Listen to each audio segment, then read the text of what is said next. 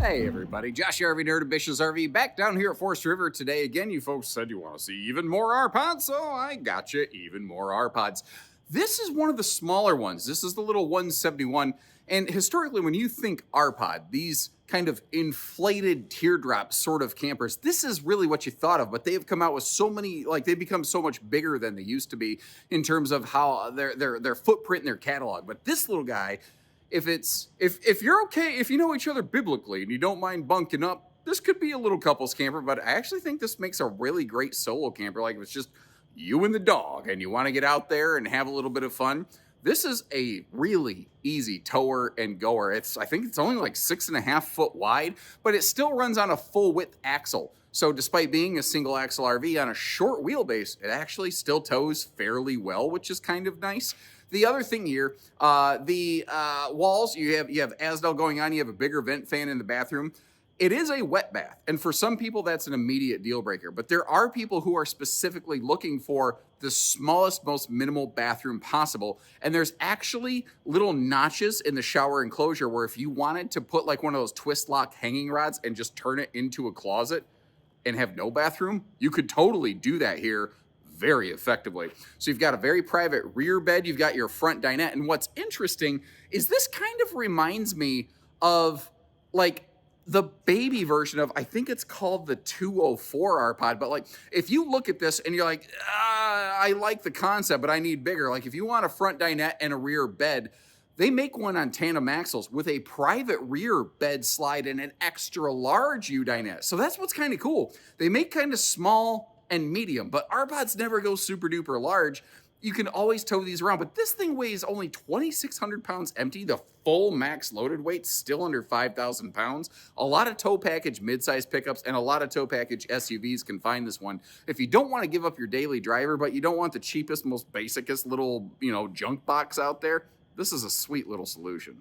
Today's footage is going to be very up close and personal since I don't like to use the wide angle lenses. Basically, we are sitting on the rear bed right now to give you your little point of reference. By the way, Cousin Garrett, the RV Nerd video editor, has started this thing, he calls it like Nerd Vision, where he gives you a copy of the floor plan and a little marker kind of showing you where I'm standing and what my field of view is when the video begins. Is that handy for you? Because I think it's kind of cool, but I want to make sure everything we do is very useful and functional for you.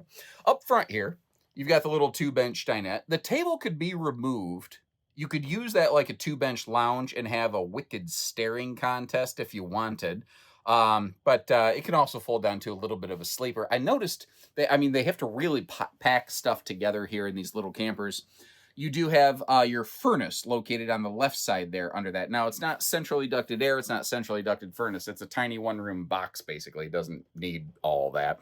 But they did a good job, as good as they could, I think, of giving you fair window coverage in this thing to give you awesome airflow. And actually what I want to do, I want to slip up here at this dining table. I have no idea if I'm going to be able to slip my fat butt out of it once I do. Obviously we're in their media bay. You see all the little handy decorations over there, but the way this opens up, the feel that you get, and if you need to keep the bugs out, you can. If it's the sun's bearing at you or you don't want to make eye contact with the neighbor, you don't have to do that. But you can still maintain some nice pass-through window capacity right here. This is mostly a 2-person dinette. I think if you have a little grandbaby with you, you'd be able to maybe sit an adult and a little over there, but that's about it. All of your windows, by the way, do have blackout roller shades. They're not running any of the pleated kind of shades on here whatsoever. Your TV is a 12-volt smart TV. It does, if you pivot it, kind of get in the way of the door. So when you walk in the door, if the TV's out, you kind of got to duck. And someone's going to say, well, that's really stupid. I'm not saying it's ideal, but it's a tiny little camper. What else are you going to do in here? I don't have all the answers. It is, of course, carpetless and easy cleaning. And I'm noticing I left the outside baggage doors open. You can see we're seeing the studio lights coming through that baggage door compartment. That is a legit total inside to outside slip through. That's interesting. Do you like that or dislike that? I don't know how I feel about it because I see it so rarely. I don't really have a standardized opinion of it at this point. kind of like you'd be able to slide stuff all around in here. Huh. And if you don't care about the TV, you can always just take it down. A lot of people will say, I don't go camping to watch television, Shunny. And I'm like, yeah, no, I totally get that. I don't even have a TV in the camper I go camping in. That is a 15,000 BTU air, by the way. I will tell you, because it's non-centralized, it's a direct dump air. It's going to be loud. And be careful, because if you turn the air on but leave these fins closed, you're kind of just going to end up freezing up the compressor. So be smart about that, all right? Sometimes some things still take just an ounce of common sense, but there are times in this world where I ask myself, is common sense really that common anymore? And I'm not convinced that it is, but that's an entirely different story for an entirely different day. It's a tiny camper. It's a tiny kitchen. It has a tiny everything. I don't think that we really need to apologize for it. I just want to do my best to kind of show you around, to show you everything that you have here. Like, it is shocking. It still has the central vac system. So the whole central vac unit is on the left. Where the footprint is, that black rectangle is what I call the electric dustpan. And you just flick it up with your toe and it sucks everything right in there. Now this one does not have a ton of kitchen storage, and I very rarely actually just open stuff live on camera, but it is so limited. I actually think I'm going to do exactly that here on this video. I like the sink cover over here, by the way, especially kind of acting like a pseudo side splash for the bacon grease stovetop, because a lot of RV engineers do not seem to realize the bacon grease does splatter laterally. It's a lateral splatteral scenario. Just big enough for a couple boxes of cereal. Not super. What is that?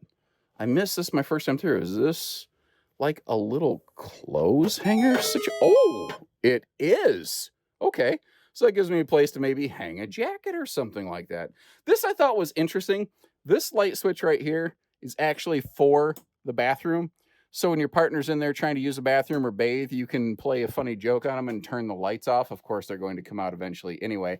And you might notice it does have the peekaboo, I smell you gap at the top of the door. It's because they put a big vent fan in here, but there's no other way to recycle air through this thing. So it has to be able to pull extra air in. Otherwise, if you're over here doing the black tank boogie, it could pull the stanky smells up from the black tank and fumigate this thing in a hurry, and you don't want that. Now, if you look at the left side of the screen, it's comically small and tight in here. It's by intention. It's a absolute minimalist bathroom. The little plastic corner sink, some people really don't like these. I kind of like them because I think while you're bathing, it can actually give you a place to set soaps and body washes so that you can reach them. Some people just don't like them. They feel they're in the way. I've never felt that, but I will also tell you, I've never really used one of these a lot. But you see these little U-shaped notches on the right and left sides? If you wanted to turn that into, instead of a bathroom, if you want to make it more of just a closet, you could absolutely do that too. That would be very simple, very easy. This is a 12-volt compressor fridge. It's one of the smaller ones. I never remember, like 4.3 cubic foot or something like that. But it is a separate fridge and freezer. And then up here around the corner, this is just kind of a little whatever station. You know what I mean? If you have extra, there's no power. Oh, wow, I was really expecting to wrap around this corner and see some power outlets. One set of outlets to be able to like charge phones or something right there, I think would actually be kind of useful. Now, in the back side, the rear wall window doesn't open for airflow. The other windows do, and I'm shooting from memory. I think this actually is a 60 by 80 true queen bed. Now, it's obviously a climb over queen, but, you know, it is what it is. Now, I do remember looking around. There are some outlets over here on the left side of this area, and I think what I would probably do with this is I would turn that into my phone charger. I'd put my little household to USB adapter on, and I'd dangle my cord up here, and that's where my phone would go to charge at night, so that if my alarm goes off, I can reach up and turn that thing off. Although typically when I'm camping, I'm turning the alarm off. I'm not usually camping because I gotta be and want to be up early. I'm camping because I don't want to do those things, and I think I failed to talk about this, or at least failed to show you. This is a 3-in-1 electric oven, air fryer, convection, and traditional microwave function. And basically, pretty much anything that you could cook in a normal RV oven, you can pretty much cook there. One of the other neat things about a camper like this with no slides and lightweight, like if you're doing a long distance trip and you're like, man, I just got to pull over and sleep somewhere. Like you don't have to get out. You don't have to unhook. You don't have to mess with your stabilizers. You can just stay hooked up to your vehicle, hop in the door, lock it, plop down on the bed, wake up in the morning, have a cup of coffee, grab an Egg McMuffin, and hit the road. And again, when it does come to towing and going, you don't need to give up potentially your daily driver vehicle to handle one of these. We're right around 20 foot tip to tail. Again, the RV has a 6.5 foot body, but an 8 foot wide axle, which does help provide some stability. And the easiest way to think about that is if you stand straight up and down with your feet directly below your shoulders and somebody pushes you sideways, you get knocked over. But if you stand like a linebacker with your feet wider than your shoulders, you gain stability. Similar concept applies to this camper. The thing here, though, is, it is smaller, lighter. It's easier to see around. I do still recommend getting some towing extension mirrors, but there's a lot of people that have an SUV rated for like 5,500 pounds or a mid-size pickup for like 7,000. Perfect little pairing for something like this. It'll slide right down the road for you pretty darn quick and easy. Now, every RV's greatest asset is its greatest liability. And in this case, the small size, the lightweight, and the cool little fun looking shape on this thing does provide some challenges. It doesn't have the normal griddle station like a lot of your Rpods would, but you're not totally up the creek without the paddle. You see that little blue plug on the front? Well, normally I call it a propane cooker hooker, and it's definitely not a propane. That's where the gas comes out the backside. But this thing right here, what do we call it when the propane for the grill hooks up on the nose of the camper? We need to invent a new word for this. I've never seen this before. So moving on from there.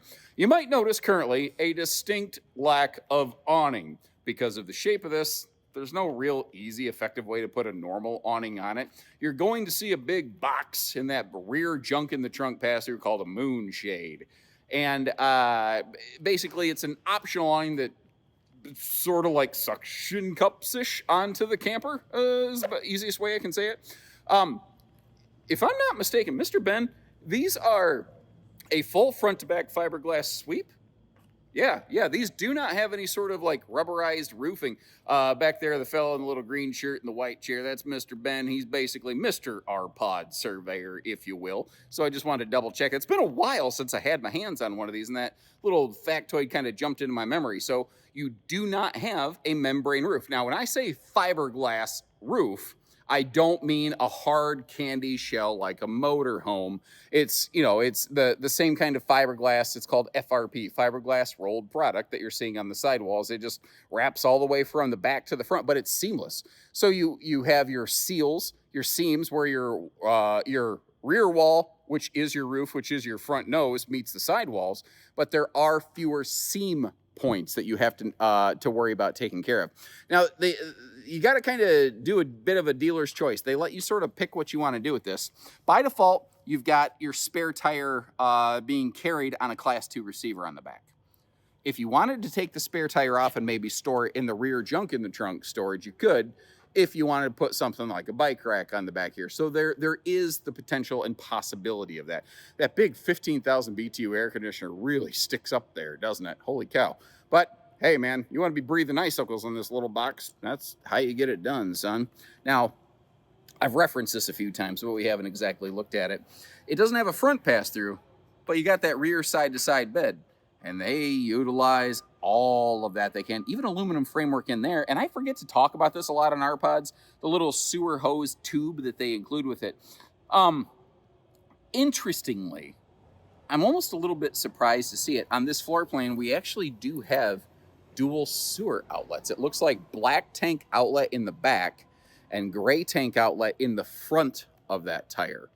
Thankfully, it's small enough. It's not like you really got to move stuff far, but that is an interesting little observation, and whether it's awesome or not, if I see something I think is worth noting, I want to point that out. We are running on Goodyear tires. Underbelly is enclosed and heated, which is kind of nice. You do have Asdel below the fiberglass skin of your sidewalls. Front and rear stabilizer jacks is also a nice little find on small, light campers like this. That's the kind of thing a lot of manufacturers tend to forget. Another peace of mind towing factor. Some people get spooked on single axle towing, and I'm not here to change your mind on that. There's positives, there's negatives, both ways certainly. But if you look at the bottom right of the camper right now, you see that yellow thing with the red light next to the battery disconnect? That's your relay for your tire pressure monitoring system, which is factory standard. Now, depending on what you're doing, oh man, especially since you have the grill-olator basically up here where you can hook the grill up, I'm going to call it the food truck serving window, being like you can literally just pass stuff through, kind of handy. But obviously, if you need to keep the bugs out, you can do that. And if you need to blot the sun out, like the arrows of the Persian army attacking King Leonidas, well, with the blackout roller shade and radiant barrier backer, well, you can do that too. And remember, the fiberglass that we're looking at on the front of this RV is the same that wraps all the way around to the back. It technically only has 4 exteriors, if that makes sense. It doesn't, but it does. So give me a couple comments if you don't mind. Let me know what you think about this one. And again, I will leave you some links in the description. Like if when the video began, I mentioned that they make something like this with 2 axles and a private rear bed slide. If you're interested in that, look in the video descriptions where I've got some links for you to things like that camper, some other Rpods, as well as links for pricing and availability. Whether you're curious or whether you're serious, you can see what one of these things might run you at some point. And if you appreciate how we share the good with the bad and everything in between, hit that subscribe button. We'll see you next time. So take care, stay safe, have fun, and happy camping, everyone.